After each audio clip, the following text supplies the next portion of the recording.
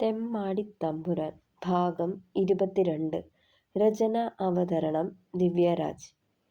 ഈ മൂളലിനൊരു ശക്തി പോരല്ലോ രുധിയേട്ടാ. മെല്ലെ മുഖമുയർത്തി നോക്കിയവൾ. നീ നിന്റെ കാര്യം നോക്ക് പെണ്ണെ. ഞാൻ പറഞ്ഞൂലോ, കുടിക്കില്ല. പക്ഷേ അവന്മാരില്ലാണ്ട് നിക്ക് പറ്റില്ല. അതിപ്പോ നീ എന്നല്ല ആര് പറഞ്ഞാലും മാറ്റണ്ടാവില്ല. അത്രയും പറഞ്ഞുകൊണ്ട് റൂമിൽ നിന്ന് പുറത്തേക്ക് പോയി രുധിൻ. ഡേ ദേവി, നീ തന്നെ കാത്തോളണം. അവൻ്റെ ആ പോക്ക് കണ്ട് അമ്പിളി ഒരു ദീർഘനിശ്വാസത്തോടെ നെഞ്ചിൽ കൈവച്ചു. ഇതിലിപ്പോ 8000 രൂപയുണ്ട്. 2 ആഴ്ചയോളം നീ ഇവിടെ നല്ലോണം പണിയെടുത്തതല്ലേ. വെറുതെ പണിയെടുത്തു പറയണില്ല. 4 ആളിൻ്റെ പണി. ചെറു ചിരിയോടെ കയ്യിലെടുത്ത 500-ൻ്റെ കുറേ നോട്ടുകൾ സീതയെ ഏൽപ്പിച്ചു സുഭദ്ര തമ്പ്രാട്ടി. തമ്പ്രാട്ടി, നിക്ക് സ്ഥിരാക്കി തന്നൂടെ ഇടത്തെ ജോലി? വെറുതെയെങ്കിലും ചോദിച്ചവൾ. ഏയ്, അതിൻ്റെ ഒന്നും ആവശ്യമില്ല. ഇവിടെ ഇപ്പോൾ ഞങ്ങൾ 4 പേർക്കുള്ളത് ഉണ്ടാക്കാൻ അമ്പിളിയും ഞാനും മതി. ഇനിയും എന്തെങ്കിലും വിശേഷങ്ങളുണ്ടായാൽ വിളിക്കാം. ഒരു സഞ്ചിയിൽ ഇത്തിരി അരിയും പച്ചക്കറിയും നിറച്ച് അവളെ ഏൽപ്പിക്കുമ്പോഴും സീതയുടെ മുഖം തെളിഞ്ഞില്ല. ഇതൊക്കെ കല്യാണത്തിന് മിച്ചം വന്നതാ. നീ ഇത് കൊണ്ടുപോയിക്കോ പറയുമ്പോൾ ഒരു വിളറിയ ചിരി പാസാക്കി സീത. എന്നാ ശരി തമ്പ്രാട്ടി, ഇനിയും ആവശ്യമുള്ളപ്പോൾ വിളിച്ചാൽ മതി. അത്രയും പറഞ്ഞ് കൊടുത്ത കാശും വാങ്ങി പേഴ്സിൽ വെച്ചിട്ട് കിട്ടിയ അരിയും സാധനങ്ങളുമായി പുറത്തേക്ക് നടന്നു. വാതിലിനപ്പുറേ നിന്ന് ദീർഘമായൊന്ന് നിശ്വസിച്ചു അമ്പിളി. മോളെ, ഉണ്ണി എവിടെ പോയതാ? ഊണ് കഴിക്കാൻ ഓൻ വരില്ലേ? സാരിയിൽ മുത്ത് പിടിപ്പിച്ചുകൊണ്ട് ഉമ്മറത്തിരുന്നവളോടായി ചോദിച്ചുകൊണ്ട് അവിടേക്ക് വന്നു സുഭദ്ര തമ്പ്രാട്ടി. രുധിയേട്ടൻ വടക്കേപ്പുരയിലേക്ക് പോയേക്കുവാ. കടയിലേക്ക് വേണ്ട എന്തോ ഫർണിച്ചർ പണിയാൻ ആശാരിമാര് വരൂത്രേ. ഒക്കെ നോക്കി കൂടെ നിൽക്കണമെന്ന് പറയുമായിരുന്നു. നല്ല ഉഴപ്പനാ. തുണിക്കടയിലും ഗോഡൗണിലും പോയി ഒന്ന് തല കാണിക്കാൻ പറഞ്ഞാൽ വലിയ മടിയാ. വല്ലപ്പോഴും പോവും, കണക്കും കാര്യങ്ങളും നോക്കും, തിരികെ പോരും. അച്ചുവും രഞ്ജുവും തന്നെ അവിടെയും അവന് കൂട്ട്. അവറ്റകള് കൃത്യമായി ജോലിയെടുക്കും. ആ ധൈര്യത്തിൽ അങ്ങട് ഉഴപ്പി നടപ്പാണ് ആശാൻ. എത്ര ചൊല്ലിയാലും ആ ചെവിയിൽ ഏറില്ല. മോള് ഓനോട് പറയണം എല്ലാ ദിവസവും തുണിക്കടയിലും ഗോഡൗണിലും പോണമെന്നും കണക്കുകളും കാര്യങ്ങളും കൃത്യമായി നോക്കണമെന്നും. ഒരു ഉത്തരവാദിത്വവുമില്ലാതെ വെറുതെ അങ്ങ് നടന്നിട്ടെന്താ? എൻ്റെ കാലം കഴിയണവരെ ഒക്കെ ഞാൻ നോക്കി നടത്തും. പക്ഷേ അത് കഴിഞ്ഞും ഉണ്ണി ഈ വിധമാണെങ്കിലോ ഒക്കെ നശിക്കേയുള്ളൂ. നിക്കിപ്പോ വയ്യായികയാ മോളെ. ഒന്നിൻ്റെ പിന്നാലെയും പോവാൻ വയ്യ. ചരക്കെടുക്കാനും ഓരോ കടകളിലും അതെത്തിക്കാനും നോക്കി നടത്താനും വേറെ ആളെ വെക്കാതെ ഒക്കത്തിനും ഓനും കൂടി മുന്നിട്ടിറങ്ങിയാൽ നല്ലതായിരുന്നു. ലാഭം ഇരട്ടിയായേനെ. ഇത് സ്റ്റോക്ക് തീർന്നാൽ പെട്ടെന്ന് പോയി എടുക്കില്ല. താങ്ങി തൊഴുത് ഓരോന്നും പറയുമ്പോഴാ ചെന്ന് കൊണ്ടുവരിക. അപ്പോഴേക്കും ആവശ്യക്കാര് വേറെ മൊത്ത കച്ചവടക്കാരെ തേടിപ്പോവും. നഷ്ടം നമുക്കല്ലേ ഉണ്ടാവുക. നെടുവീർപ്പെട്ടവർ. എല്ലാം കേട്ട് നിർവികാരതയോടെ ഇരിപ്പായിരുന്നു അമ്പിളി. കുടിയും ഓൻ്റെ ഈ കൂട്ടുകെട്ടും ഒന്നകറ്റിയാല് ആള് പാവാ മോളെ. സ്വന്തം കാര്യത്തിന് വേണ്ടി ഉണ്ടാക്കിയ പ്രശ്നങ്ങളെക്കാളും കൂട്ടുകാരന്മാർക്ക് വേണ്ടി ഉണ്ടാക്കി വെച്ച ഏടാകൂടങ്ങളിൽ ചെന്ന് ചാടി ഉണ്ടായ പ്രശ്നങ്ങളാ ഏറെയും.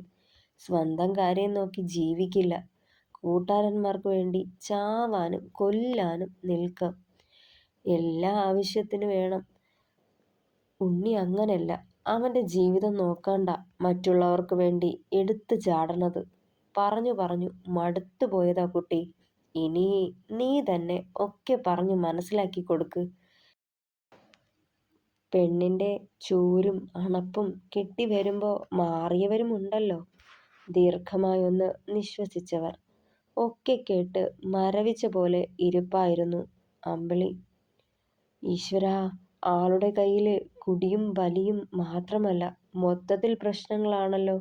ഒക്കത്തീന്നും ആള് മാറി വരേണ്ടേ? ഈ വലിയ ഉത്തരവാദിത്വം എൻ്റെ കയ്യിൽ നിക്കോ ദേവിയെ? അങ്കലാപ്പോടെ ഓർത്തവൾ. ഉച്ചയൂണിൻ്റെ സമയത്ത് രുധിൻ വന്ന് കയറുമ്പോൾ അമ്പിളി ചെയ്തുകൊണ്ടിരുന്ന ജോലി നിർത്തിവെച്ച് എഴുന്നേറ്റു. ഊണെടുക്കട്ടെ രുധിയേട്ടാ? അവൻ അടുത്തേക്ക് ചെന്നവൾ. എടുത്തോണ്ട് മേളിൽ വാ. ഞാൻ അവിടെ ഇരുന്ന കഴിക്കാറ്. ഷർട്ടിൻ്റെ ബട്ടൺ അഴിച്ചുകൊണ്ട് മുകളിലേക്ക് നടന്നവൻ. എന്തിനാ മേളിൽ പോണേ? ഇവിടെ ഇരുന്ന് കഴിച്ചൂടെ? ഡൈനിങ് ടേബിൾ ചൂണ്ടിക്കാട്ടി പറഞ്ഞതും. ഞാൻ പറഞ്ഞത് കേട്ടാൽ മതി നീ. എല്ലാ കാര്യവും നീ പറയണത് പോലെ അനുസരിക്കാനൊന്നും എനിക്ക് പറ്റില്ല. ഇത്തിരി കടുപ്പിച്ച് പറഞ്ഞിട്ട് മുകളിലേക്ക് കയറിപ്പോയവൻ. മുഖം വല്ലാണ്ടായി അമ്പിളിയുടെ. മോള് വിഷമിക്കണ്ട. ചില കാര്യങ്ങളിൽ ഓനിത്തിരി കടുംപിടുത്തമുള്ള കൂട്ടത്തില. ഒന്നയഞ്ഞു കൊടുത്തേക്ക്. മറിച്ചായാൽ ഭക്ഷണം പോലും കഴിക്കാണ്ട് ഇറങ്ങിപ്പോയെന്ന് വരും.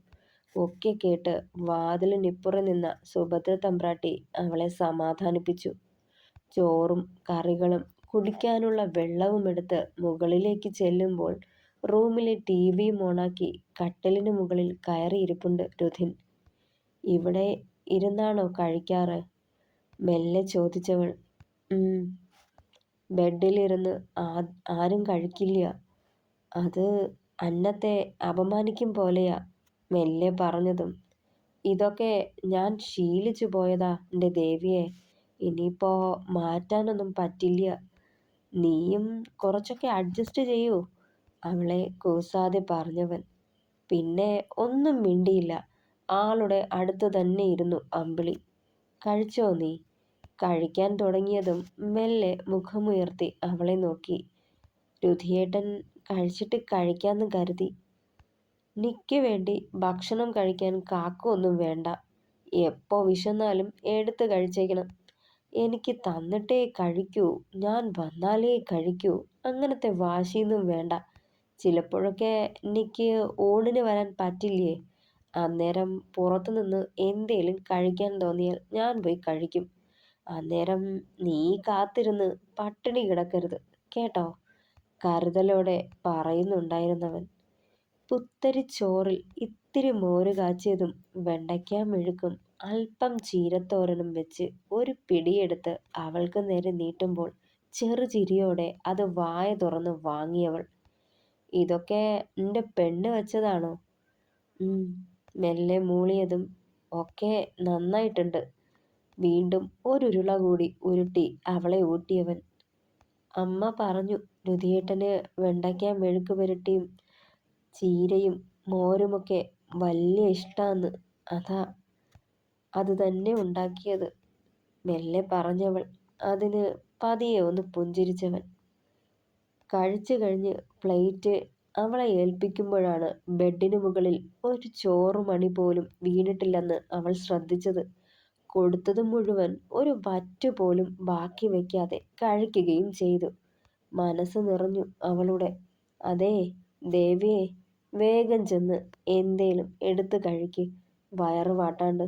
എന്നിട്ട് ഇങ്ങോട്ട് പോര്. ഇച്ചിരി നേരം നമുക്ക് എന്തേലും മിണ്ടിയും പറഞ്ഞും ഇരിക്കാം, കണ്ണ് ചിമ്മിക്കാട്ടി ചിരിയോടെ പറഞ്ഞവൻ. അതേ എന്ന് തലയാട്ടിക്കൊണ്ട് ബാത്റൂം എടുത്ത് താഴേക്ക് നടന്നവൾ. ആൾക്ക് വേണ്ടി ഇഷ്ടത്തോടെ ഉണ്ടാക്കി വെച്ച ഭക്ഷണം കഴിച്ചിട്ട് നല്ല അഭിപ്രായം പറഞ്ഞതിൻ്റെയും കൊണ്ടുപോയ ചോറ് മുഴുവൻ ഒരു വറ്റ് ബാക്കി വയ്ക്കാതെ തന്നെയും മൂട്ടിച്ച് കഴിച്ചതിൻ്റെയും സന്തോഷം അവളുടെ മനസ്സ് നിറച്ചു. രുധിൻ്റെ നെഞ്ചിൽ തല ചായ്ച്ചു കിടന്നു അമ്പിളി. നെഞ്ചിലെ രോമക്കാടുകളിലൂടെ വിരലോടിച്ച് കിടക്കവേ രുധിൻ്റെ വല്യമ്മ പറഞ്ഞതൊക്കെ മനസ്സിലേക്ക് വന്നിരുന്നു. ഇത്തിരി കടുംപിടുത്തം ഉണ്ടെന്നുള്ളത് നേരാ. അവിടെ ഇത്തിരി ഒന്ന് അയഞ്ഞു കൊടുത്താൽ ആളും ഒന്നയഞ്ഞോളും. അമ്മ പറഞ്ഞതുപോലെ കുടിയും കൂട്ടുകെട്ടും ഒരു പരിധിക്കപ്പുറത്തേക്ക് മാറ്റിയാൽ ആള് നല്ലതാവും. എൻ്റെ ദേവിയെ, എന്താ ഈ ആലോചിച്ചു കൂട്ടണേ? അവളുടെ കവിളിൽ മെല്ലെ ചുംബിച്ചുകൊണ്ട് ചോദിച്ചവൻ. ഞാൻ ഒരു കാര്യം പറഞ്ഞാൽ അനുസരിക്കോ? അവൻ്റെ താടി രോമത്തിലൂടെ വിരലോടിച്ചവൾ. ആദ്യം കാര്യം കേൾക്കട്ടെ, എന്നിട്ട് തീരുമാനിക്കാം. അവളെ തന്നെ ഉറ്റുനോക്കിയവൻ.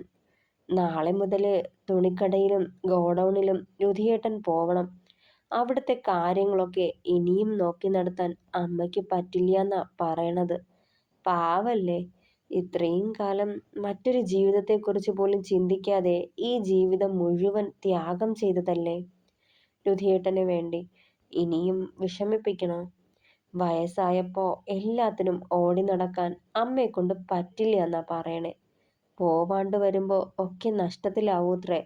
ഇനി ഒക്കെ നോക്കി നടത്തി പരിപാലിച്ചു കൊണ്ടുപോവേണ്ടത് എൻ്റെ തമ്പുരാന്റെ കടമയല്ലേ. എന്നെ അനുസരിക്കണ്ട. ഈ ആൾക്ക് വേണ്ടി സ്വന്തം സ്വപ്നങ്ങളും ആഗ്രഹങ്ങളും ജീവിതവും ത്യജിച്ച ആ അമ്മയ്ക്ക് വേണ്ടിയെങ്കിലും അനുസരിച്ചൂടെ? മെല്ലെ മുഖമുയർത്തി നോക്കുമ്പോൾ മുഖത്ത് വല്ലായ്മയാണ്. വല്യമ്മ പറഞ്ഞു, ഒറ്റയ്ക്ക് പറ്റണില്ലാന്ന് പറഞ്ഞു. അമ്മ പറഞ്ഞാലും അനുസരിക്കില്ലാലോന്ന് കരുതിയിട്ടാവും വിഷമമൊക്കെ എന്നോട് പറഞ്ഞത്. അമ്മയുടെ ഉണ്ണി ഒന്നിലും ഒരു ഉത്തരവാദിത്വവും കാട്ടാതെ നടക്കണതും ആ പാവത്തെ വേദനിപ്പിക്കണുണ്ട്. നാളെ മുതൽ പോവില്ലേ? ഒക്കെ ഏറ്റെടുത്ത് നടത്തില്ലേ? പ്രതീക്ഷയില്ലെങ്കിലും പറഞ്ഞു നോക്കി. പോവാം. വല്യമ്മയെ വിഷമിപ്പിക്കില്ല, നിന്നെ. രണ്ടുപേരും എനിക്ക് ഒരുപോലെ. അവളെ ചേർത്ത് പിടിച്ച് നെറുകിൽ ചുംബിക്കുമ്പോൾ ആശ്വാസത്തിനപ്പുറം അമ്പരപ്പായിരുന്നു അമ്പിളിയിൽ. ഇത്രയും വേഗത്തിൽ രുധിനൊക്കെ സമ്മതിക്കുമെന്ന് സ്വപ്നത്തിൽ പോലും കരുതിയിരുന്നില്ലവൾ. തുടരും. പ്രിയപ്പെട്ടവരെ, അഭിപ്രായങ്ങൾ കൂടി പറയണേ. കഥ ഇഷ്ടമായാൽ ലൈക്ക് ചെയ്യുക, ഷെയർ ചെയ്യുക, സപ്പോർട്ട് ചെയ്യുക. Thank you.